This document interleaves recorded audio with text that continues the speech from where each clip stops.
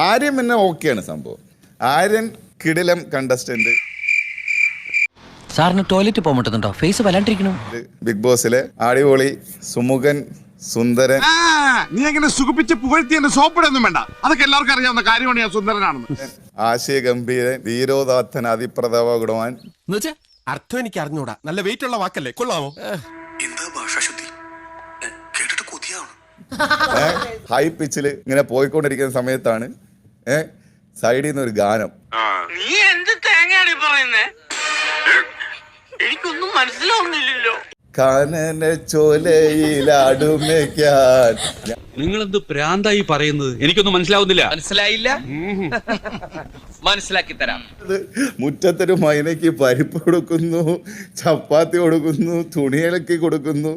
നിന്റെ ചാട്ട എങ്ങോട്ടാണെന്നൊക്കെ എനിക്ക് മനസ്സിലാകുന്നുണ്ട്.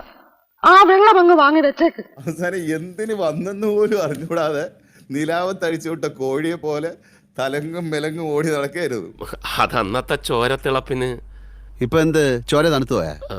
എനിക്ക് തോന്നിയിട്ടുള്ളത് എവിടെ ചെന്ന് നിൽക്കേണ്ട പയ്യൻ എവിടെ ചെന്ന് ചുരുണ്ടുപോയെന്നുള്ളതാണ്. ഏറ്റവും ഉറ്റ സുഹൃത്ത് ഒരു ദിവസം ഉറങ്ങി എണീറ്റപ്പോ കാണാനില്ല. എന്നിട്ട് അന്ന് കരഞ്ഞു തുടങ്ങിയ കണ്ണീരിനകത്ത് മുങ്ങിയിട്ട് ഇപ്പോഴും ആ കണ്ണീര് മുങ്ങി ശ്വാസം മുട്ടിക്കൊണ്ടിരിക്കുകയാണ്. എന്നെ കൊല്ലാതിരിക്കാൻ പറ്റുമോ?